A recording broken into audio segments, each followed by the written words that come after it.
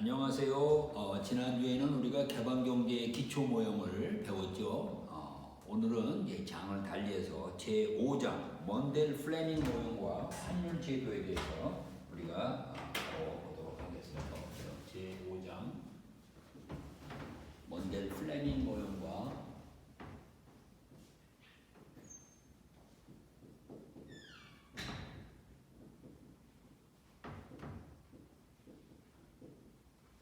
먼델 플래닝 모형과 환율 제도.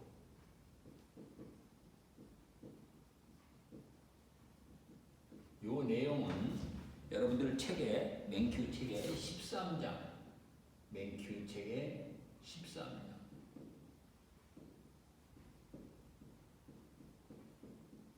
13장에 소개가 되어 있는데 우리가 지난번에 배운 개방경제의 기초 모형에서 한 걸음 더 나아간 조금 이제 진일보한 그런 세부적인 그런 개방경제 모형이라고 할 수 있겠어요. 그래서 먼델이라는 사람과 플레밍이라는 사람이 이 모형을 만들어서 이름을 먼델 플레밍 모형이라고 얘기하고, 이 모형은 우리가 고정환율제도와 또 변동환율제도 이 두 가지 모형 하에서의 이 모형을 보기 때문에 우리가 환율제도 문제도 함께 다뤄보도록 하겠어요. 그 얘기를 하기에 앞서서 여러분들에게 숙제를 잠깐 내겠는데, 이 숙제는 챕터 11, 11장에 맨큐 책의 11장에 보면은 연습 문제가 있는데, 연습 문제 가운데서 2번, 5번, 6번 2번, 5번, 6번을 내가 여러분들에게 2주의 시간을 줄 테니까 2주 후까지 여러분들이 출석 점검과 동시에, 그러니까 다음 주에는 내가 여러분들에게 그 과제를 별도의 한 장짜리 과제를 내지 않고 요 숙제로 가름하겠어요. 그래서 챕터 11의 2장, 5장, 6장 요거 풀어오기, 요것이 여러분들의 그 출석 인정도 되고, 또 하나의 우리가 이 강의 시간에 이 출석도 체크하는 그런 과제가 되겠어요. 자, 그러면 우리가 먼델 플래닝 모형과 환율제도 문제를 우리가 다루겠는데, 재화의 이동, 서비스의 이동, 자본의 이동, 이런 이 이동들은 거시경제에 사실 굉장히 큰 영향을 미치고 있어요. 그래서 이 총수요 분석을 통해서 총수요 분석의 이 확장을 통해 가지고 우리가 국제 무역 문제, 통화 문제 이런 것들을 다루는 모형이 사실 필요한데, 그 모형이 다름 아닌 먼델 플래닝 모형이에요. 그래서 이 먼델 플래닝 모형에서는 전통적인 ISL 모형이 이 폐쇄경제 모형이었다고 한다면, 이제 먼델 플래닝 모형은 소국 개방경제 하에서의 이제 ISL 모형이다. 우리가 그렇게 이야기를 할 수 있겠고, 이 모형에서는 이 기존의 ISL 모형에다가 국제 무역 그리고 통화의 영향을 다 감안한 소국 개방 경제를 분석하는 모형이다. 우리가 그렇게 얘기를 할 수 있겠는데, 먼델 플래밍 모형에 우리가 앞으로 이 먼델 플래밍은 우리가 MF라고 이렇게 줄여서 쓰겠어요. 이 MF 모형의 특징을 본다면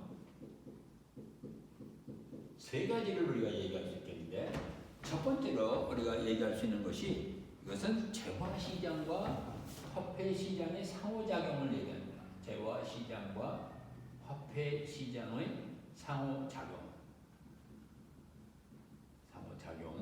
그래서 사실은 이것은 뭐 소국 개방경제 하에나 폐쇄경제 하에서의 문제나 똑같은 그런 얘기를 우리가 다루는 것이 하나의 먼델 플래밍 모형에서의 특징으로 얘기할 수 있겠고, 그 다음에 물가는 여전히 고정되어 있다. 그래서 물가가 고정되어 있다. 그래서 물가의 고정, 이것이 하나의 또 하나의 특징이에요. 그래서 이것도 역시 마찬가지로 이 먼델 플래닝 모형에서 이 소국 개방 경제나 또 폐쇄 경제나 같은 특징을 갖는다라고 얘기를 할 수 있겠고, 세 번째는 완전 자본 이동이에요. 이것은 사실은 소국 개방 경제 하에서 먼델 플레밍 모형에서만 있는 그런 특징이라고 이야기를 할 수가 있겠어요. 그래서 소국 개방 경제, 소국 개방 경제 하에서의 완전한 자본 이동, 완전한 자본 이동. 그래서 국제 자본 시장이 완전하기 때문에 완전하게 교류가 완전한 자본 시장 이동, 자본 시장의 이동을 고려하고 있기 때문에 따라서 이러한 경우에는 외국 자본이 본국에, 본국 자본이 해외 자유롭게 들락날락할 수 있기 때문에 이런 차원에서 본다면 결국 금리는 외국의 금리, 이 나라가 소국 개방 경제이기 때문에 이 나라의 금리는 세계 시장, 세계 자본 시장에서 결정된 금리 R스타와 항상 같을 수밖에 없다. 우리가 이 시장 경제에서 얘기할 때 완전 경쟁 시장에서 가격이 결정되면 이 가격은 누구나 이것을 그대로 받아들일 수밖에 없는 것이다 해서 우리는 그것을 딱 프라이스 테이커라고 얘기하듯이 여기서도 마찬가지로 자본시장에서의 완전 경쟁 시장이라고 얘기할 수 있겠어요. 그래서 완전한 자본 이동을 고려하게 된다면 본국의 금리는 외국에서 결정된 금리 R스타에 의해서 결정이 된다 하는 얘기를 할 수 있겠는데, 사실은 먼델 플레밍 모형에서의 특징이라고 얘기한다면 완전한 이 고유의 특징이 요 3번의 특징이 고유의 특징이라고 얘기할 수 있겠고, 첫 번째와 두 번째는 전통적인 ISLM 모형에서 얘기하고 있는 그 특징과 동일하다고 얘기할 수 있겠어요. 먼델 플레밍 모형은 전통적인 ISLM 모형을 포함하는 내용이기 때문에 첫 번째 재화시장과 화폐시장의 상호작용을 특징을 하고 있고, 두 번째는 물가가 고정되어 있다는 것, 그리고 세 번째는 소국 개방 경제에서의 완전한 자본시장을 가정하고 있다 하는 것을 우리가 알 수 있겠어요. 자, 그럼 우리가 본격적으로 먼델 플레밍 모형으로 들어가서 우리가 한번 보도록 하겠습니다. 그래서 먼델 플레밍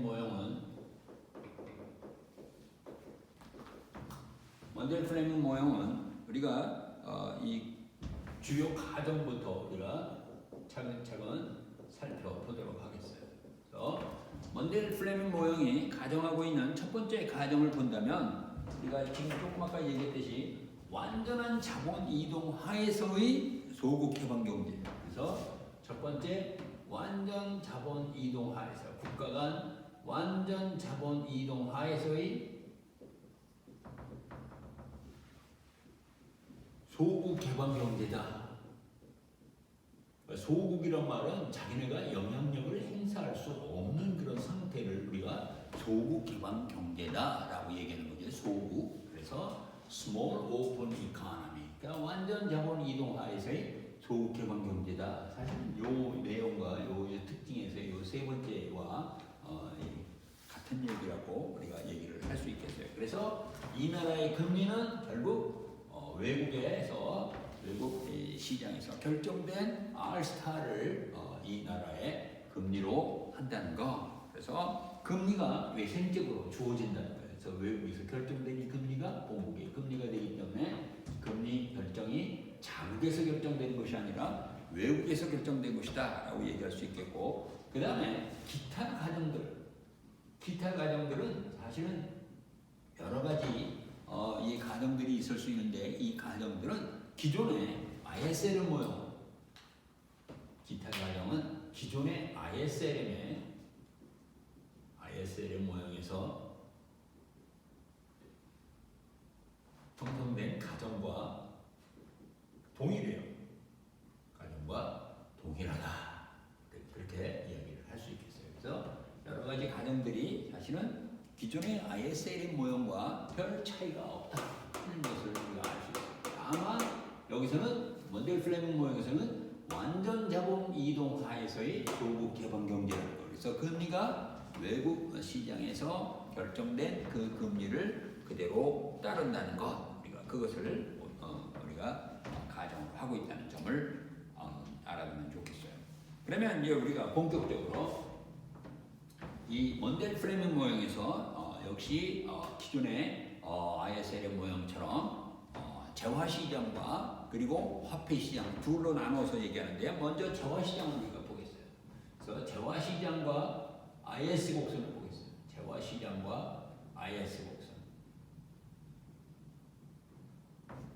자, 이 IS 곡선이라는 건 여러분이 알다시피 재화시장에서 재화의 수요와 재화의 공급, 물론 이때 이 재화라는 말은 서비스까지 다 포함하는 포괄적인 의미에서의 재화시장이라고 얘기할 수 있겠는데, 이 재화시장의 균형, 즉 수요와 공급이 늘 일치되는 기존의 이 폐쇄경제 하에서의 ISLM 모형에서는 금리와 소득 간의 관계를 쭉 연결한 선이 바로 우리가 IS 곡선이다라고 얘기하죠. 그런데 여기서 마찬가지로 재화시장에서의 이 균형을 나타내는 이 선을 쭉 얘기하는데, 이제 그 축이 다르다는 거, 그것을 우리가 좀 생각을 해야겠어요. 그래서 재화시장이 폐쇄경제 IS 함수에서, 자 이제 폐쇄경제하의 IS 함수, 폐쇄경제하의 IS 함수라고 할 때는 IS 함수는 여러분들이 알다시피 y는 c y-t, 자 이거는 공급이고 재화의 공급이고, 여기는 재화의 지출 또는 수요라고 얘기할 수 있겠는데, 자 소비 지출 y c y-t, 그래서 가처분 소득의 함수가 되고 있는 것이 소비다. 그 다음에 i는 이자율의 함수다. 그 다음에 정부 재정 지출, 이렇게 이것이 폐쇄경제 하에서의 IS 함수예요. 그런데 여기서는 소규모 소국 개방경제를 가정하기 때문에, 따라서 이제 개방경제, 소국 개방경제 하에서의 IS 함수는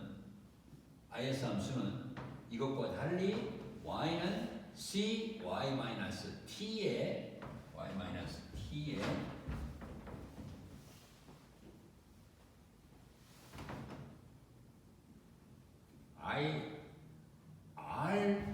R이 다름 아닌 R 스타에 의해서 결정된다고 얘기했죠. 여기서 보면 R 스타도 완전 자본 이동하에서의 소국 개방 경제를 가정하고 있으므로 I가 R이 아니라 R 스타가 되고, 그 다음에 G가 되고, 그 다음에 여기다가 순수출을 더하는 거예요.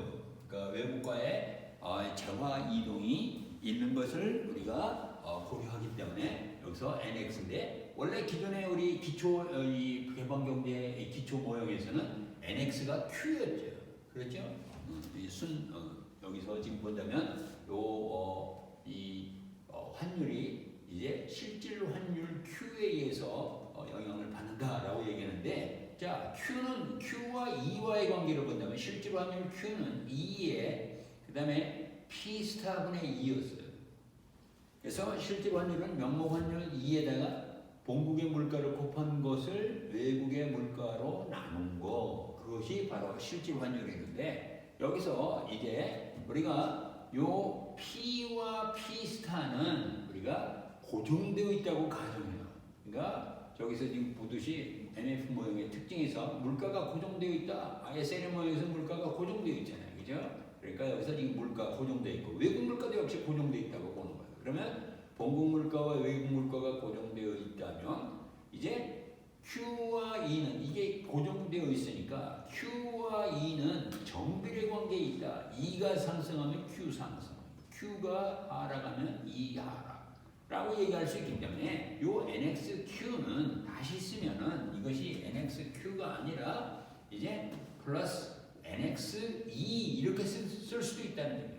그렇죠? 명목 환율의 함수로서 NX를 우리가 얘기할 수 있기 때문에, 따라서 NXQ 대신에 NXQ C Y-T 그 다음에 IR 스타 플러스 G 그 다음에 NXE, 이런 식으로 해서 소국 개방 경제의 IS 함수를 우리가 표시할 수 있다. 우리가 그렇게 이야기를 할 수가 있겠고, 다만 여기서 이제 우리가 지난번 시간에도 봤지만 NX와 이 Q 간의 관계는 NX와 Q 간의 관계는 항상 반비례 관계라고 했어요. Q가 상승하면 NX 감소, Q가 하락하면 NX 증가. 그래서 NX 프라임이 음이에요. NX 프라임이라는 것은 DQ분의 DNX니까 이게 음이라는 얘기예요. 그래서 Q가 상승하면 NX가 감소, Q가 하락하면 NX 증가. 그래서 요 Q와 NX 간의 관계는 음의 관계다. 그러니까 마찬가지로 여기서 E도 마찬가지예요. NX 프라임이 음이라는 얘기는 마찬가지로 D2분의 DNX도 음이다. 우리가 그렇게 얘기할 수 있기 때문에 따라서 E가 상승하면 NX 감소, E가 하락하면 NX 증가. 우리가 이런 식으로 이 소극개방경제의 IS 함수를 표시할 수 있어요. 그래서 이런 함수를 갖고 우리가 얘기한다면, 자, NX 간의 관계, NX와 E의 관계는 우리가 표시한다면 E와 NX, Q와 NX. 우리 지난 시간에 Q와 NX 간의 관계가 우리가 이렇게 된다고 그랬죠? 이렇게 된다면 마찬가지로 E도 NX와는 항상 음의 관계에 있다. 이렇게 우리가 그래프를 그릴 수가 있겠어요. 그러면 이제 요 재화 시장의 균형식은 결국 여기서 지금 얘기한 대로 y는 c y 마이너스 t 그다음에 ir 스타에 플러스 g에 그다음에 nx e 이게 소구 개방 경제 하에서의 몬델 플레밍 모형에서의 IS 곡선의 식이다. 소구 개방 경제 하에서의 IS 함수다. 우리가 그렇게 얘기할 수 있겠어요. 그래서 IS 함수가 이런 식으로 표시가 된다. 그렇게 얘기를 할 수가 있겠어요. 그러면 이제 우리가 이거부터 이제 어떻게 도출되는가, IS 곡선이 어떻게 도출되는가 우리가 보도록 하겠어요. 자, 그러면 글씨가 안 보여가지고 펜을 바꿔. 이 IS 함수가 어떻게 도출되는가 우리가 도출을 한번 살펴보자. 도출. 자, IS 곡선이 어떻게 도출되는가. 그러면 우리가 그래프를 본다면 세 개의 그래프를 통해서 우리가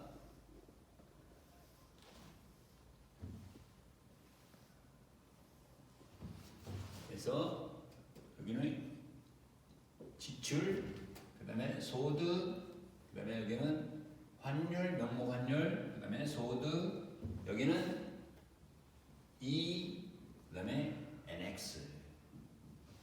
자, 알다시피 여러분들이 E와 Y의 관계는 45도선, 그래서 이게 실제 지출이고, 그 다음에 계획된 지출은 우리가 이런 식으로 우리가 표시할 수 있다고 그랬죠. 그래서 이것이 이렇게 되고,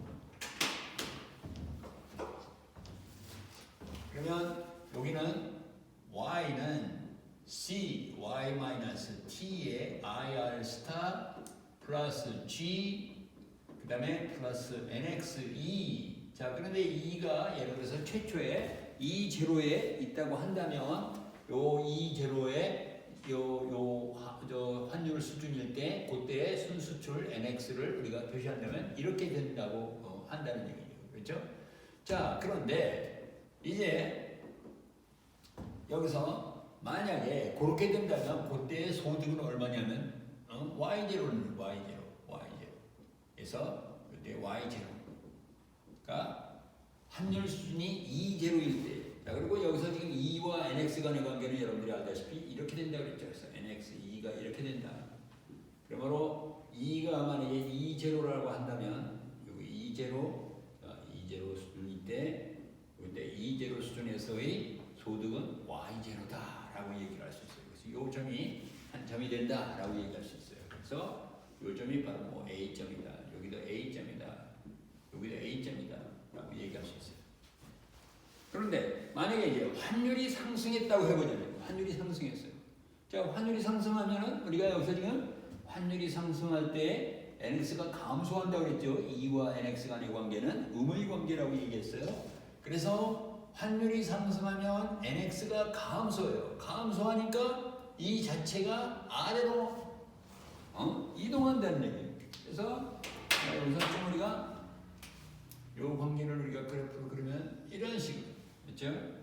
새로운 이 관계는 여기서 지금 y는 c y 마이너스 t ir 스타 그 다음에 g 플러스 nx 2원 그러니까 환율이 또 2원이 2제로보다 큰 경우죠. 그래서 이렇게 된다면 결국 환율 상승에 따라서 nx가 감소하니까 이제 이 계획된 지출 자체가 아래로 하방 이동해서 새로운 균형점은 여기서 B점이다라고 얘기할 수 있겠어요. B점.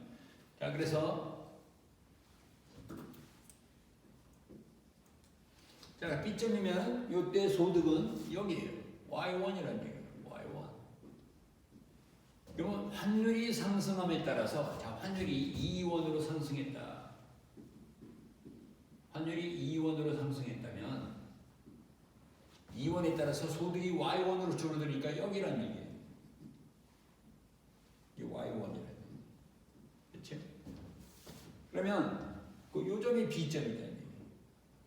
그러면 이런 식으로 자, 환율 변화에 따라서 NX가 어떻게 변화하는가를 우리가 본다면 여기는 우리가 B점이라고 얘기할 수 있기 때문에 따라서 계속해서 A점, B점 이런 식으로 우리가 이런 모습의 이제 점들을 우리가 생각할 수 있는데 이것을 갖다가 우리가 연결을 하면은 그 모습은 어떤 모습이 되느냐?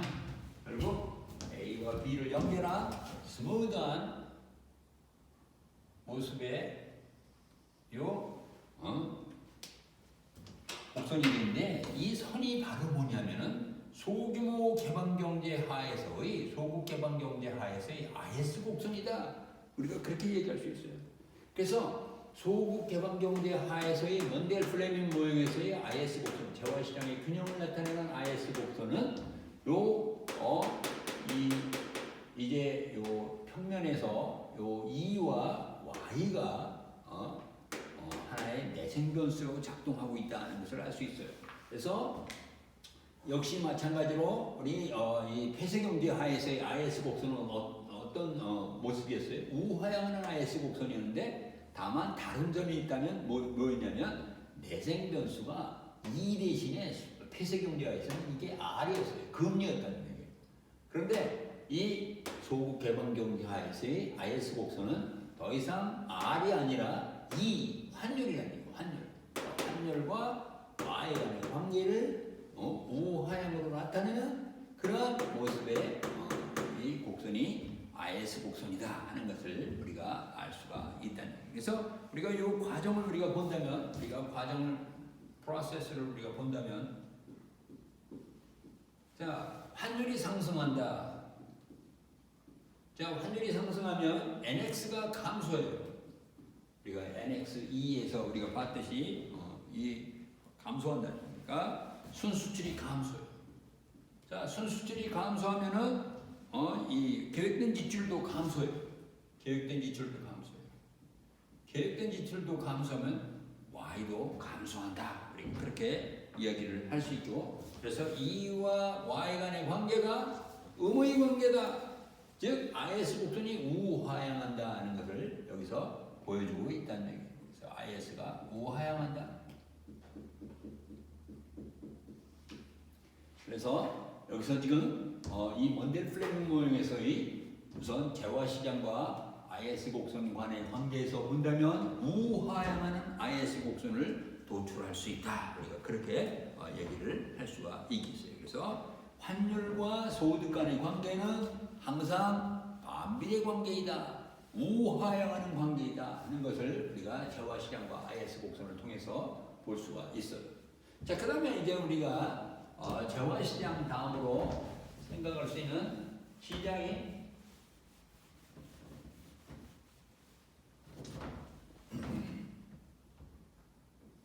세 번째 화폐시장과 LN 곡선. 화폐시장과 LN 곡선. 자, 화폐시장 LN 곡선은 우리가 잘 아는 대로 화폐의 수요와 화폐의 공급이 일치하는 그러한 환율과 소득 간의 관계를 우리가 그래프로 나타낸 것을 갖다가 LN 곡선이라고 얘기하는데, 여기서 우리가 이것을 보기 위해서 일단 소국 개방 경제 하니까 소국 개방 경제 하에서는 이게 R이 R스타라는 거예요. R이 R스타.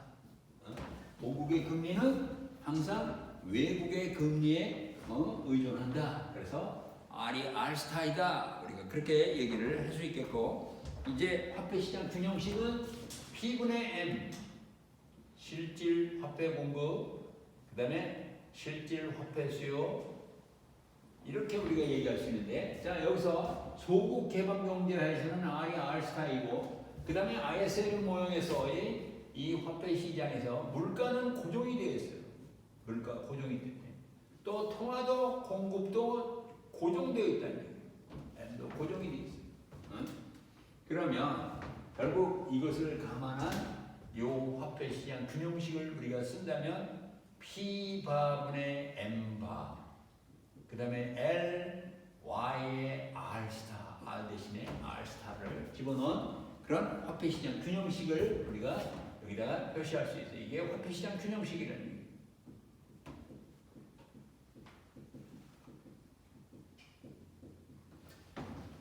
자, 그러면 이 화폐시장 균형식에서 이제 E와 Y 간의 관계인데, 여기서 지금 R이 R스타이고 P가 P바이고 M이 M바일 때, 그때 E가 아무리 변한다 하더라도 이 값들은 요 Y가 다 고정된 값이 될 수밖에 없어요. P와 M이 고정되어 있고 R이 고정되어 있다면, R스타로 고정되어 있다면 그때의 Y는 딱 결정이 된다는 거예요. 어떻게 결정되냐? 그것을 우리 그래프로 한번 보자. 자, 우리가 그래프로 본다면 우선 R과 Y 간의 관계. 자, 그러면 R과 Y 간의 관계는, 자, 우리가 폐쇄경제 하에서의 IS 곡선 이런 모습이었고, LM은 우리가 이제 여기다가 표시하는데, 이게 LM 곡선은 IS 곡선 우리가 그릴 필요가 없네. IS 곡선, 자, LM 곡선은 우리가 그릴 수 있겠고, R이 R스타라는 얘기예요. R이 R스타예요. R이 R스타. 공급금리는 세계 금리에 의존하기 때문에, 자, 공급금리가 외국금리하고 같다면 R이 R스타라고 한다면 요 LM과 만나는 점이 바로 요 점이라는 거예요. 그러니까 이것은 우리가 일반적으로 폐쇄경제화에서 LM 곡선이 우상향하는 거 여러분들이 알죠? 그 다음에 소국개방 경제를 가정하니까 R이 R스타와 같으니까 요때 요 R스타가 여기서 결정이 된다면 요 LM에서 그때 소득은 Y0다라고 얘기할 수 있어요. 그렇죠? 그러면 소득이 딱 결정돼 있어요. Y0로 딱 결정이 됐다는 거예요. 이게 소득이 이게 Y0, 이게 Y0라는 거예요. Y0. 응? Y0니까 따라서 요 Y0화에서는 환율이 아무리 변한다 하더라도 항상 소득은 Y0에서 일정하다는 얘기예요. 그래서 결국 우리가 LM 곡선을 소국 개방 경제하에서의 자본이 완전하게 국가 간에 이동하는 그런 상태 하에서의 이 LM 곡선의 모습은 E가 아무리 변해도 Y는 Y0에서 그대로 있기 때문에, 따라서 수직의 모습을 갖는 그런 LM 곡선이다 하는 것을 우리가 알 수가 있다는 얘기예요.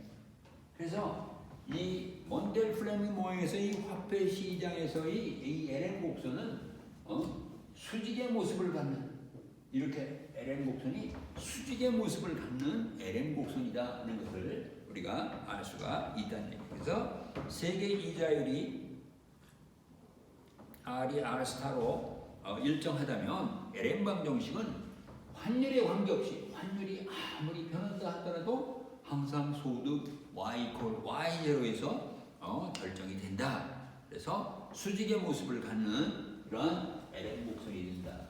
그러면 우리가 재화시장에서는 우하향하는 IS 곡선이었고, 화폐시장에서는 이제 수직의 모습을 갖는 LM 곡선이니까, 따라서 요 두 가지를 다 함께 감안한 ISLM 모형, 즉 소국 개방 경제에서 ISLM 모형을 우리가 본다면 그 모형을 우리가 한꺼번에 같이 이제 감안해서 본다면 모형의 구성을 우리가 보겠습니다. 모형의 구성.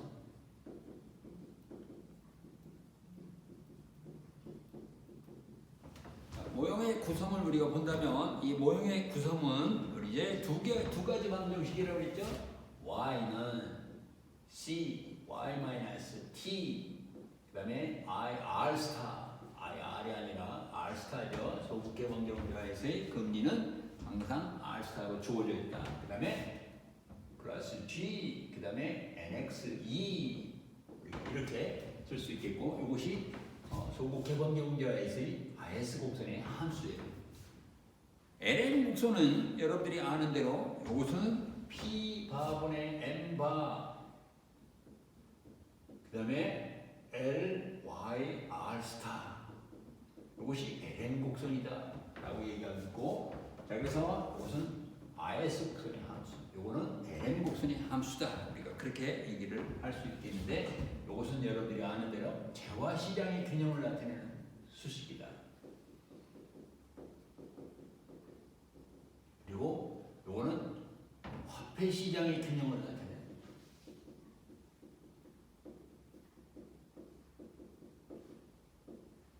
화폐 시장의 균형을 나타내는 그러한 곡선이 바로 LM 곡선이다라고 얘기를 할 수 있겠어요. 자, 그러면 우리가 여기서 일단 내생 변수를 본다면 요 모형 안에서 결정되는 내생 변수는 E와 Y의 환율과 소득이라는 얘기예요. 이에 반해서 그 외의 변수들은 다 외생 변수예요. 외적으로 주어진 변수들이다 라고 얘기를 할 수 있겠고 자 여기서 외생 변수를 본다면 일단 T 그 다음에 R 스타 G 그렇죠? 그 다음에 P바 M바 그렇죠? 이것이 바로 외생 변수들이다 우리가 그렇게 얘기할 수 있어요. 그래서 요 T나 R스타나 G나 P나 M이나 이런 것들이 만약에 변화를 일어나면 내생 변수는 자연히 영향을 합니다. 조세정책, 개정정책에 의해서 T나 G가 변화하게 되면 요것들이 E나 Y가 변화하고 또 통화정책에 의해서 M바가 변화하게 되면 바로 요 E와 Y가 변화하고 그 다음에 만약에 무역정책에 의해서 P가 변화하게 된다면 이 P 변화의 환율이 영향을 받게 되고 소득이 영향을 받게 된다는 것을 우리가 또 다시 분석을 하겠는데 어쨌든 간에 우리가 이런 모형으로 구성이 된다라는 얘기를 할 수 있겠고 아까 우리가 얘기한 대로 이 둘을 다 한꺼번에 고려한 이 모형을 우리 구성해 보면은 IS 곡선은 우하향하는 모습의 곡선, LN 곡선은 수직의 모습을 갖는 LN 곡선은 수직의 모습을 갖는 이 곡선이 되겠고 따라서 그때 균형 소득과 균형 이 환율은 바로 여기 그리고 여기 이런 식으로 해서 이게 균형점이다. 우리가 균형점이라고 한다면 그 균형점 A는 바로 이때 결정되는 환율이 균형 환율 E0 그리고 균형 소득 Y0 이런 식으로 결정이 된다. 우리가 그렇게 이야기를 할 수가 있겠어요. 그래서 요 거시경제 균형은 요 IS 곡선과 LM 곡선이 이제 교차하는 점에서 성립이 되는데 그때 성립되는 환율이 균형 환율 수준과 균형 소득 수준이다. 우리가 그렇게 얘기를 할 수가 있겠어요. 자 그러면 이제 우리가 환율제와 관련지어서 변동 환율제 하에서 소국 개방 경제는 어떤 식으로 결정이 되는가 그것을 우리가 한번 살펴보도록 하죠. 변동 환율제 하에서 변동 환율제 하에서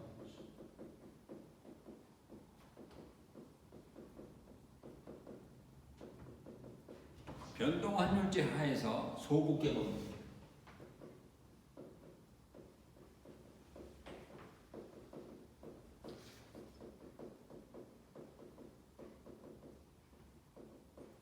변동 환율제 하에서의 환율이 소극적인 문제. 그런데 우리가 여기서 지금 일단 변동 환율제라고 하는 거. 변동 환율제. 자, 변동 환율제는 우리가 floating exchange rate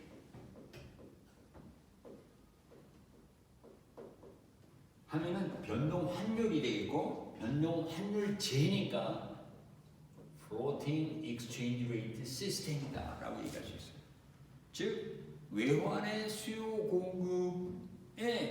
공급이 환율의 변동을 통해서 조정이 되는 그런 시스템을 우리가 변동 환율제라고 얘기해요. 자유롭게 환율에 초과 공급이 있으면 초과 공급 때문에 환율이 떨어지고 환율의 초과 수요가 외환 시장에서 외환에 대한 초과 수요가 있게 되면은 환율은 상승하고 그래서 환율이 조정 위아래로 등락함으로써 결국 외환 시장이 균형을 이루는 그런 시스템을 우리가 변동 환율제다라고 얘기해요. 그래서 변동 환율제의 이 환율은 외환 시장에서 결정이 됩니다. 그래서 이 변동 환율제라고 할 때는 우리가 특징을 몇 가지를 우리가 본다면 변동 환율제의 환율이 외환 시장에서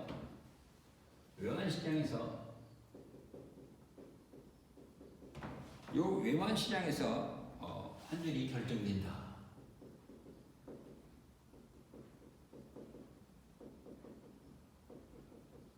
이렇게 우리가 얘기할 수 있겠고, 그 다음에 거시경제 상황에 따라서 거시경제 상황에 따라서 환율이 변동한다. 환율은 우리가 E라고 쓸 수 있겠죠. 그래서 이것이 첫 번째 이 변동 환율제의 특징이라고 얘기할 수 있겠고, 두 번째는 요 환율 E는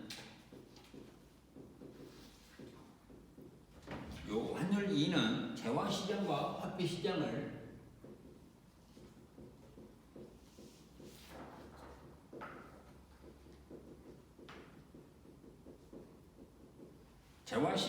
화폐 시장을 동시에 균형시킨다는 거예요. 동시에 균형시키는 환율이다. 균형 조정을 하고, 그 다음에 세 번째로 우리가 얘기한다면 이 균형의 변동이 결국 환율의 변동은 균형의 변동은 우리가 지금 얘기한 재정정책, 통화정책, 그리고 무역정책 이런 제반 정책에 있어 거시경제 정책에 의해서 이루어진다. 그러니까 그렇게 얘기를 할 수가 있겠어요. 그래서 변동 환율제화에서는 첫 번째로 외환 시장에서 환율이 결정되고 요 환율은 거시경제 상황에 따라서 변동한다는 점. 그 다음에 두 번째는 요 환율이 변동 환율제화에서는 환율이 재화 시장과 화폐 시장을 동시에 균형시키도록 조정이 된다는 것. 세 번째는 요 균형의 변, 환율이나 소득이나 하는 이런 환율의 변동, 이 균형 환율의 변동이나 이런 것들은 우리가 얘기한 재정 정책이나 통화 정책이나 무역 정책이나 이런 것들에 의해서 변화가 된다. 이것이 변동 환율제 하에서의 하나의 특징이다라고 얘기를 할 수 있겠는데, 우리가 그러면은 이제 지금 얘기한 재정정책, 통화정책, 무역정책이 이 환율이나 소득에 어떤 영향을 미치는가, 그것을 우리가 한번 살펴보도록 하자. 그래서 첫 번째, 재정정책이 어떤 영향을 미치는가? Fiscal policy. 여러분들 그 책에는 항상 보면 재정에 대해서 얘기하기를 재정 구매, 정부 구매라고 이렇게 얘기하는데, 그렇게 우리가 볼 수도 있지만 이것은 정부의 재정 지출을 나타내는 것이니까 이 재정 구매라는 정부 구매라는 말 대신에 내가 재정 지출이라는 말을 많이 사용하도록 하겠어요. 어쨌든 간에 재정 정책은 G의 재정 지출의 변동이나 텍스의 변동 이것을 통해서 결국 거시경제에 영향을 미치는 그런 정책이다. 우리가 그렇게 얘기를 할 수 있겠어요. 자, 그러면 우리가 지금 불경기 상황하에서 우리가 재정 지출을 어떻게 해야 되겠어요? 재정 지출을 늘려야 되겠죠. 텍스는 어떻게 하죠? 텍스는 인하시킨다.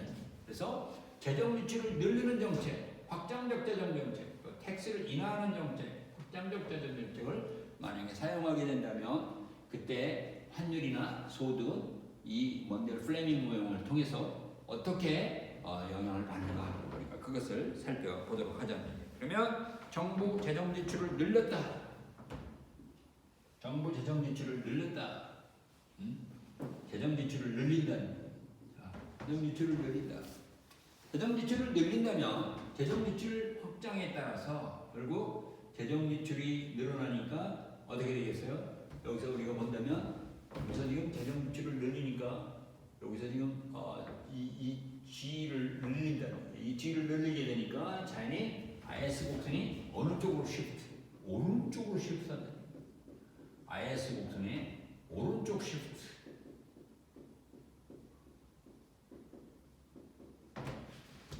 그러면 우리가 이 관계를 우리가 본다면 E와 Y 관계에서 자 E와 Y의 관계에서 자 IS 곡선은 우하향이고 그다음에 LM 곡선은 수직의 모습을 갖는다라고 얘기했죠.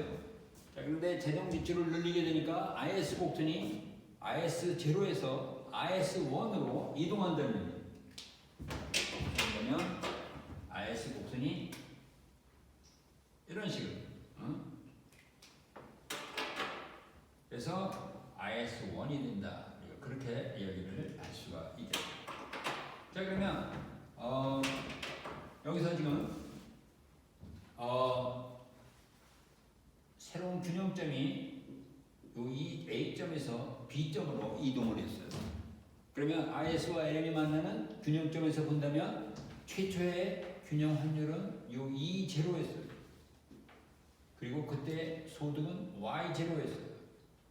그런데 자 재정 지출의 확대에 따라서 IS 곡선이 오른쪽으로 시프트하게 되니까 이때 결국 균형 환율은 E0에서 E1으로 상승했음을 우리가 알 수가 있다는 거예요. 자 이때 소득은 변했나요? 안 변했나요? 소득은 변하지 않았다는 거예요. 소득은 변하지 않고 환율이 상승했다 하는 것을 우리가 알 수가 있다는 얘기예요.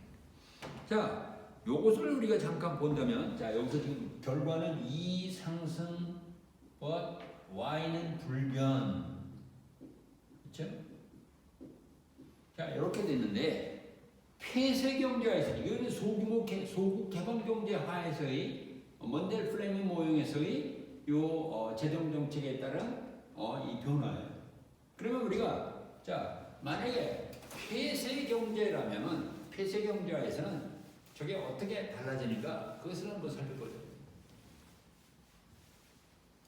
자 폐쇄 경제하에서 폐쇄 경제하에서는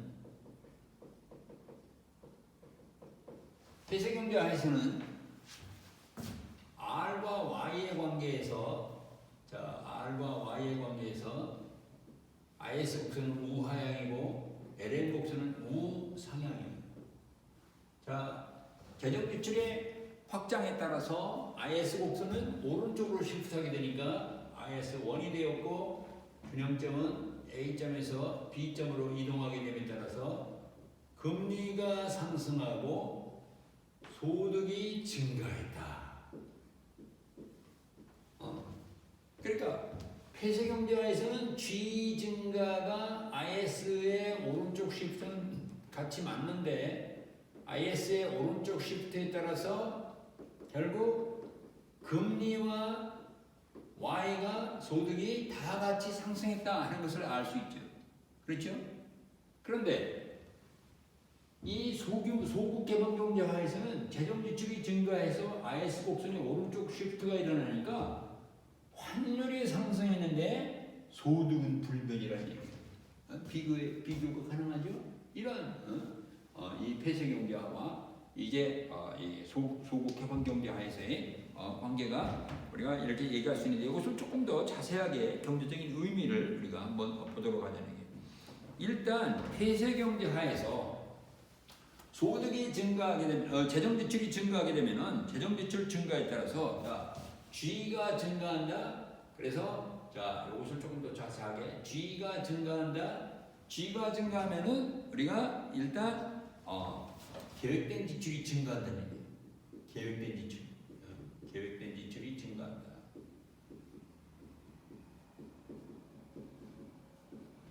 계획된 지출이 증가하게 되면 여러분들이 아는 대로 자 소득이 증가해요.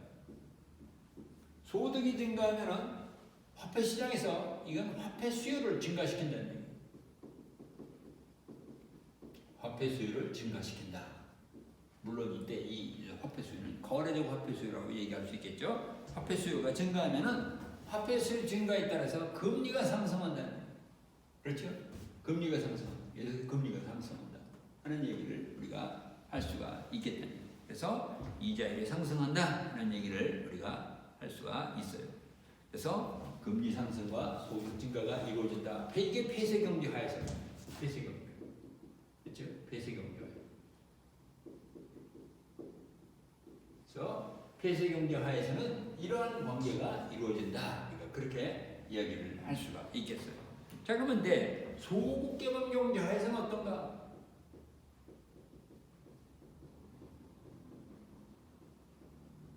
소국 개방 경제 하에서는 어떤가? 일단 여기서 지금 보듯이 여기까지는 같아요. 자 금리가 상승한다. G가 상승함에 따라서 금리가 상승한다면 자 금리 상승에 따라서 우리는 무엇을 얘기할 수 있느냐? 본국의 금리가 외국 금리보다 높아요. 본국 금리가 외국 금리보다 높다는 얘기예요. 그러면 본국 금리가 외국 금리보다 높게 된다면 외국 자본의 국내 유입이 일어난다는 얘기예요. 외국 자본의 국내 유입. 그러면 외환시장에 외국 자본이 넘쳐나게 되므로 따라서 본국 통화에 대한 수요가 커진다는 얘기예요. 본국 통화 수요가 커져요. 본국 통화 수요가 커진다는 얘기는 우리로 봤을 때 환율이 상승한다 라고 얘기를 할 수 있어요. 자 환율이 상승하니까 환율 상승에 따라서 결국 자 환율이 상승하게 되면 우리 NX2의 관계에서 NX2의 관계에서 2가 상승하면 NX가 감소한다고 그랬죠? NX가 감소하는 이유는 뭐예요? 여기서 지금 본다면 NX가 감소하는 이유는 환율이 상승하게 되니까 본국의 물가가 상승하는 것이고 본국의 물가가 상승하니까 수출은 안 되고 수입은 증가한다는 얘기예요. 수입은 증가하니까 수출은 감소하고 수입은 증가하니까 NX가 감소한다는 얘기예요. 응? E와 NX의 관계가 역시 반비례 관계임을 다시 한번 여기서 확인할 수 있죠. 그래서 NX가 감소한다. 자, NX가 감소하니까 Y도 역시 감소한다. 우리가 그렇게 이야기를 할 수가 있겠다는 거예요. 그래서 여기서 본다면 최초의 재정 지출이 증가했을 때 여기서 지금 자 소득이 증가했어요. 여기서 지금 G가 증가하니까 소득이 같이 증가했다는 거예요. 소득이 증가했지만 소득이 다시 여기서 감소함으로 해서 상쇄가 됐다는 얘기예요. 그래서 이 몬델 플레밍 모형에서는 재정 지출이 소득에 미치는 효과가 궁극적으로는 없다. 우리는 이것을 갖다가 뭐라고 부르냐면 재정 지출의 재정 정책의 구축 효과다라고 얘기해요. 재정 정책의 구축 효과. 구축 효과. 즉 무슨 얘기냐면 재정 지출이 소득을 증가시키는 것 같지만 궁극적으로는 소득을 감소시켜서 결국 소득이 변화하지 않는 효과를 우리는 재정정책의 구축이 여기서 이 구축이라는 말은 쫓아낸다는 의미에서의 구축이에요. 뭘 세운다는 의미에서의 building up이 아니라 crowding out이라고 얘기해요. 영어로 우리가 crowding out effect. 그래서 재정 정책이 재정 지출이 증가하게 될 때 일단 소득이 일단은 증가하지만 소득 증가에 따라서 결국 여기서 지금 보면 외국 자본의 국내 유입, 본국 통화 수요 증가, 환율 상승, 물가 상승, 순수출 감소, 그다음에 소득 감소. 그래서 여기서 증가되었던 소득이 상쇄된다는 얘기예요. 상쇄돼. 구축된다는 얘기예요. 쫓아내죠. 증가되었던 소득이 쫓아내죠. 쫓겨나니까 결국은 소득이 불균이다. 여기서 보면 연대 플래닝 모형에서 재정 정책의 확장적 재정 정책은 결국 소득을 불변하게 만들고 그 소득이 이 재정 정책의 구축 효과라고 우리가 얘기하는데 소득은 불변이고 다만 여기서 변화하는 것은 뭐예요? 환율이 상승한다. 환율 상승은 여기서 지금 환율 상승이 여기서 나타났죠. 그래서 재정 정책의 효과는 변동 환율제 하에서의 재정 정책의 효과는 확장적 재정 정책의 효과는 구축 효과로 나타난다 하는 것을 우리가 알 수가 있다는 얘기예요. 그래서 이 순수출이 감소해서 확장적인 재정 정책의 소득 증대가 상쇄된다 하는 것을 우리가 알 수가 있다는 얘기예요. 자, 그러므로 이것을 우리가 비교해서 본다면 폐쇄 경제화에서는 재정 확대가 일어나게 되면은 균형 이자율이 상승하고 이자율이 상승하면서 균형 소득이 증가하지만 금리도 상승하지만 이에 반해서 소국 개방 경제 하에서는 금리가 일정하고 소득도 일정하기 때문에 아무리 확장적 재정 정책이 사용된다 하더라도 결국 소득은 불변이다. Y는 불변이다. 그래서 정부가 재정 지출을 증가시키게 되면 환율이 평가절상되고 순수출이 감소해서 이런 정책이 소득에 미치는 확장적 효과가 상쇄된다 하는 얘기를 우리가 할 수가 있다는 얘기예요. 그래서 소국 개방 경제하에서 변동 환율제 하에서는 재정 정책의 효과가 있다 없다? 재정 정책의 효과는 없다라고 이야기할 수 있는데 그것은 바로 재정 정책의 구축 효과 때문이다. 우리가 그렇게 이야기를 할 수가 있겠어요. 그 다음에 이제 우리가 통화 정책을 보겠어요. 통화 정책. 소국 개방 변동 환율제에서의 소국 개방 경제에서의 통화 정책. 통화 정책. 마니터리 팔러시. 그러니까 통화량의 증가는 실질 공급의 실질 잔고의 증가예요. 실질 잔고. 사람들이 갖고 있는 화폐 잔고가 이제 늘어난다면 우리는 확장적 통화 정책이다. 우리가 그렇게 이야기를 할 수 있어요. 그래서 통화 공급의 증가는 실질 잔고의 증가다. 우리가 그렇게 얘기를 할 수 있겠고 이때 자 이게 통화량을 늘린다. 통화량을 늘리면 LM 곡선의 오른쪽 시프트가 일어나요.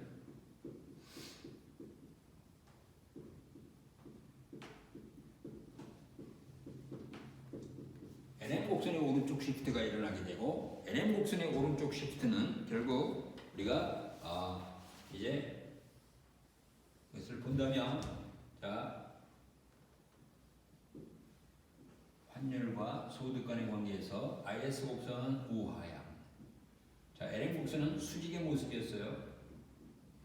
그래서 통화량이 최초에 M바일 때 그때 LM0가 바로 이런 모습이었으니까 그때 환율과 소득 간의 관계는 E0, Y0 관계에서 균형 환율은 E0, 균형 소득은 Y0였어요. 자 그런데 여기서 이제 만약에 확장적 통화 정책을 써서 통화량이 늘어난다면 그때 자 통화량이 늘어났어요. 자 통화량이 늘어나면 요 IS 곡선은 IS 곡선이 아니죠. LM 곡선은 이제 어떻게 되느냐? LM 곡선은 LM0에서 LM1으로 가 오른쪽으로 시프트하니까 이게 LM0에서 LM1으로 늘어났다는 얘기예요. 그래서 LM0에서 LM1으로 시프트 되었어요. 그러면 자, 새로운 균형점 B점, 그리고 원래 균형점 A점 하면은 A점과 B점을 비교해 보세요. 자, LN 곡선의 오른쪽 시프트에 따라서 환율은 E1으로 그리고 소득은 Y1으로 변화했다 하는 것을 우리가 알 수 있어요. 그래서 E 하락, 그 다음에 Y 증가, 그렇죠? 우리가 그렇게 이야기를 할 수 있어요. 그래서 확장적 통화 정책은 확실히 소득에 긍정적인 영향을 미친다. 우리가 그렇게 이야기를 할 수가 있겠어요. 자, 그러면 이것을 우리가 이 폐쇄경제 하에서의 이 효과와 통화정책의 효과와 이 개방경제 하에서의 효과를 한번 비교를 해보도록 하자면, 이 폐쇄경제 하에서의 MS 증가는, 자, 우선 우리 여기서 지금 폐쇄경제와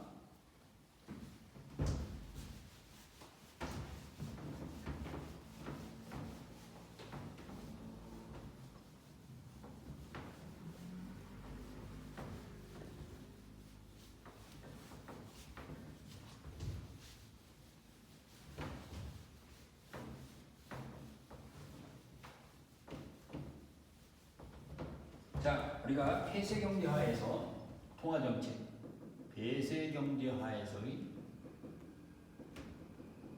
통화정책, N바가 증가된다. 통화공급이 증가된다면 통화공급이 증가함에 따라서 이자율이 하락해요. 그렇죠?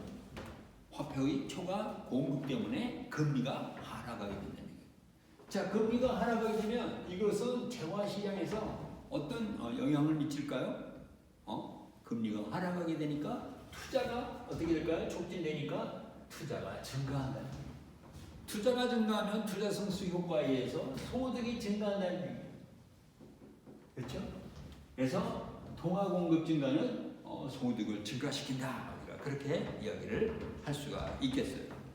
자, 그래서 우리는 이것을 갖다가 뭐라고 얘기하냐면 폐쇄경제 하에서 화폐 전달 장치의 작동이다.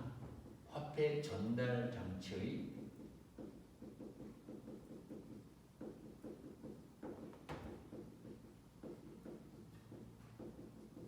작용이다라고 이야기를 할 수가 있어요. 즉, 통화 공급이 증가해서 금리가 하락하게 되고, 금리가 하락하게 되니까 투자가 증가하고, 투자가 증가하니까 소득이 증가한다. 그래서 이것을 화폐 전달 장치다. 즉, 통화 공급의 변화에 따라서, 통화 공급의 확대에 따라서 금리가 하락하고, 이것이 다시 이 재화 시장에서 투자 촉진으로 이루어져서 투자 촉진이 소득 증대를 가져온다. 이것을 우리는 화폐 전달 장치가 작동되었다라고 얘기해요. 자, 그런데 이 소국 개방 경제화에서 어떤가? 그래서 우리가 소국 개방 경제화에서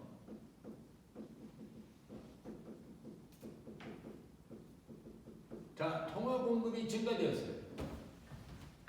통화 공급이 증가된다면 일단 여기서 지금 보듯이 금리가 하락해요. 금리가 하락해요. 그런데 여기서 이 금리가 하락하는 것은 이제 이 금리와 외국 금리 사이를 비교해 본다면 본국 금리가 하락했기 때문에 이게 이렇게 된다는 거예요.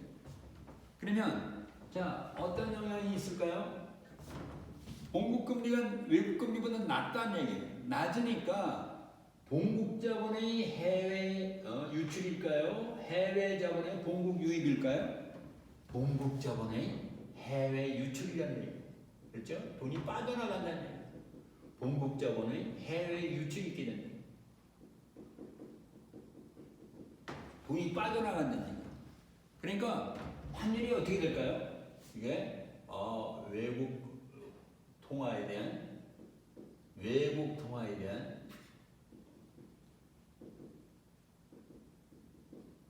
수요가 증가한다. 그렇죠? 본국 자본이 빠져나가니까 외국 자본에 대한 이 수요가 증가하게 되고, 그 얘기는 결국 환율을 하락시킨다. 우리가 그렇게 이야기를 할 수가 있겠어요. 자, 환율이 하락한다는 얘기는 물가가 하락한다는 얘기예요. 자, 물가가 하락하게 되니까 물가 하락에 따라서, 자, 물가가 하락하게 되면 본국의 수출은 늘어나고 수입은 감소한다는 얘기예요.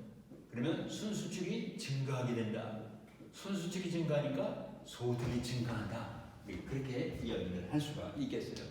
그러면 여기서 자 우리가 소국개발 경제와 폐쇄 경제 하에서의 요 관계를 우리가 비교를 해보면은 폐쇄 경제 하에서는 통화 공급이 증가되었을 때 금리가 하락해서 투자가 증가해서 소득이 증가하는 소위 화폐 전달 장치가 작동되는데 이 소국개발 경제에서는 전혀 그것이 아니라 이때 금리 하락에 따라서 환율이 하락하게 된다는 거. 환율이 하락. 환율 하락을 통해 가지고 물가의 변동을 통한 순수출의 증가 그리고 소득의 증가가 있게 된다. 그런 얘기를 할 수 있겠어요. 그래서 결국은 이 폐쇄 경제 하에서의 이러한 이 소위 화폐 전달 장치가 작동되지 않고 오히려 이때 작동되는 것이 뭐냐면 환율의 변동이에요. 왜?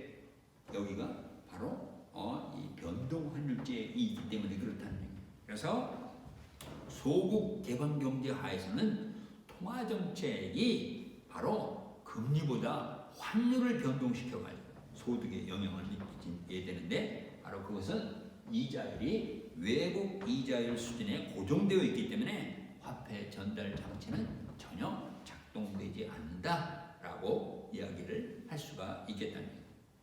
자, 우리가 무역 정책까지 오늘 보겠는데, 무역 정책 우리가 보겠습니다. 무역 정책 세 번째 무역 정책. 무역 정책이라고 하는 것은 우리 지난번에 수입에 대해서 관세 정책과 비관세 정책이 있다고 그랬죠. 관세 정책과 비관세 정책. 그래서 관세 수단이나 비관세 수단을 통해서 외국으로부터 들어오는 수입을 억제하는 그런 정책을 우리는 무역 정책이다 또는 수입 규제 정책이다, 수입 억제 정책이다라고 얘기할 수 있어요. 그래서 뭐 비관세 정책일 경우에는 수입 할당 코타 제거 같은 거, 그다음에 관세에서는 관세를 부과해서 또는 관세 관세율을 높여가지고 결국 외국 수입품들을 들어오는 것을 억제하는 거죠. 그러면 이렇게 했을 때 이 소득과 환율에는 어떤 영향을 미치게 되는가 하는 것을 우리가 한번 살펴보죠. 그래서 자 예를 들어서 요 중에서 관세 제일 분석하기 쉬운 관세 부과를 했다. 자 관세 정책을 쓰게 된다면 관세 부과에 따라서 결국 수입이 억제가 된다는 얘기예요. 수입이 억제가 수입 규제를 하게 되니까 관세 부과를 통해서 수입이 억제되면 수입이 줄어든다. 그러면 자, NX를 우리가 본다면 X-AM인데 요게 줄어드니까 NX가 증가한다는 얘기예요. NX가 증가한다 하는 그런 얘기를 우리가 할 수 있겠고, NX가 증가하게 되니까 NX 증가에 따라서 NX 곡선의 오른쪽 시프트가 일어난다.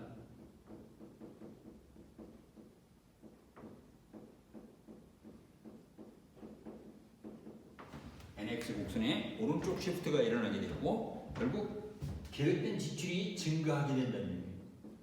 계획된 지출이 증가하게 되니까 IS 곡선의 오른쪽 시프트가 일어난다는 거예요.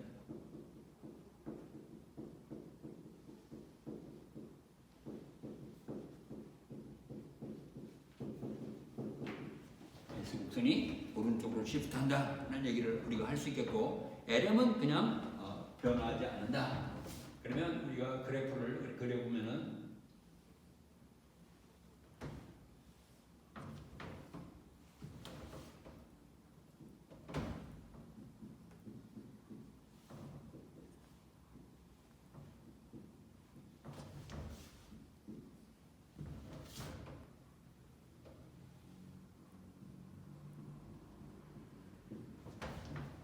자 그리고 요 왼쪽에 NX 곡선은 우리 지난 시간에 했던 거죠. 여기서 NX와 그 다음에 S-I를 우리가 표시한다면 S-I.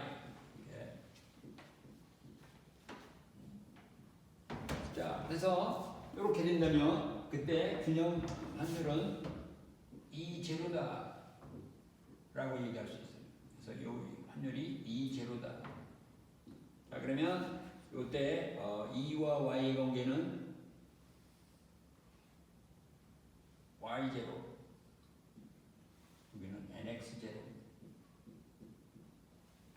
자, 관세가 부과돼서 수입이 감소하게 되면 NX가 증가하게 되므로 NX 곡선이 오른쪽으로 시프트한다 그랬어요. 그래서 NX 곡선이 오른쪽으로 시프트한다는 얘기예요. 그래서 NX 곡선이 오른쪽으로 시프트하면은 이렇게 된다는 얘기예요. 그렇죠? NX 곡선이 오른쪽으로 시프트해서 NX 0에서 NX 1이 된다. 이렇게 된다면 마찬가지로 여기도 최초의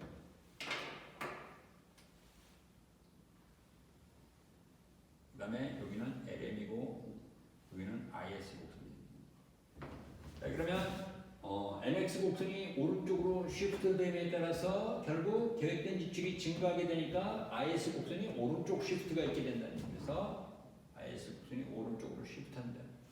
그러면 그래프로 그려보면 여기서 마찬가지로 이런 모습이 됩니다. 그래서 IS0가 IS1으로 평행 이동하게 됩니다. 그래서 균형점이 A점에서 B점으로 이동하게 된다. 그러면 환율이 E0에서 E1으로 올라가고 소득 수준은 여전히 그대로 Y0 수준에 머무른다 하는 것을 알 수가 있는데, 자, 이 그림은 어느 경우와 비슷했죠? 재정 정책의 경우와 비슷했던 얘기예요. 재정 지출을 늘리는 경우에 재정 지출 증대에 따라서 결국 환율이 상승하게 되니까 소득 수준이 그대로 Y0에 머물렀다. 우리가 그렇게 얘기를 할 수가 있어요. 그래서 이 확장적 재정 정책의 경우와 마찬가지로 소득 수준은 불변이고 환율만 상승한다 하는 얘기를 우리가 할 수가 있겠다. 그래서 IS 곡선이 오른쪽 시프트가 이렇게 되니까, 자, 여기서 지금 순수출이 증가한다. 자, 순수출이 증가한다면 순수출 증가에 따라서 이것을 우리가 그려보면, 자, 이것은 소득이 일단 소득이 증가하지만 화폐 수요가 증가한다는 거예요. 화폐 수요가 증가한다. 화폐 수요가 증가하니까 금리가 증가하고, 그러니까 국내 금리가 높아지게 되면 외국 자본의 국내 유입이 있게 된다.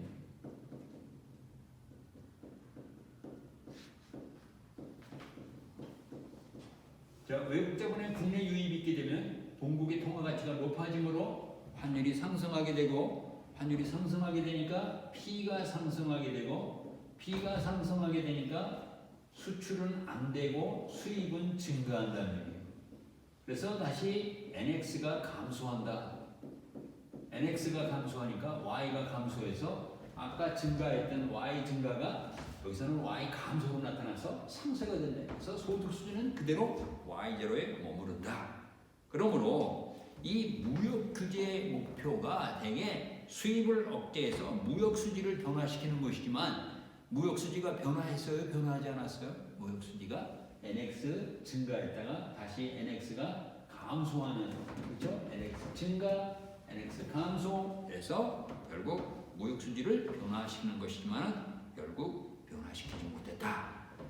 우리가 NX를 본다면, 자, 여기서 우리가 NX를 본다면 NX는 Y에서 C 마이너스 I, 여기서 지금 C, Y 마이너스 T, IR 스타 마이너스 G인데, 재정정책을 만약에 재정정책이 아니라 무역규제정책, 무역 규제 정책을 만약에 사용한다면 이것이 소득이나 소비나 투자나 정부 재정 지출에 영향을 미치지 못한다는 얘기예요. 그래서 무역 억제 정책은, 수입 억제 정책은, 수입 규제 정책은 소득, 소비, 투자, 정부 재정 지출에 영향을 못 미친다.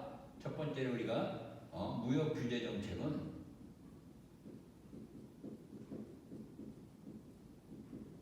무역 규제 정책은 Y, C, I, G에 영향을 미치지 못한다.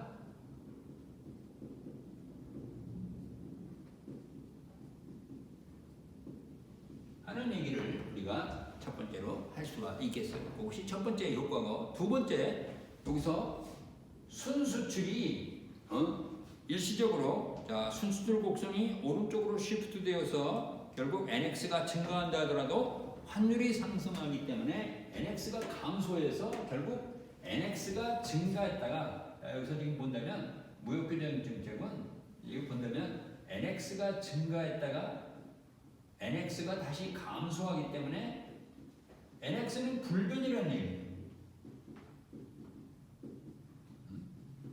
NX가 일시적으로 증가하지만 NX가 증가했다 감소하기 때문에 따라서 결국 무역 규모만 감소시킵니다. 무역 규모 감소시킵니다.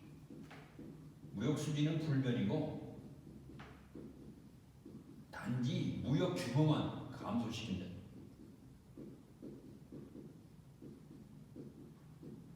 무역 규모가 감소된다는 그런 얘기를 할 수 있겠고, 그래서 국내 경제가 무역 규제 정책을 시행하기 전보다 무역 규모가 훨씬 적어지는, 즉 적게 수입하고 적게 수출하는 그러한 상태에 이르기 때문에 결국은 이것이 별 도움이 안 된다. 그래서 무역 수지에도 영향을 못 미치고 무역 규모만 중이는, 그래서 대부분의 경제학자들은 이런 무역 정책을 굉장히 좋아하지 않는다.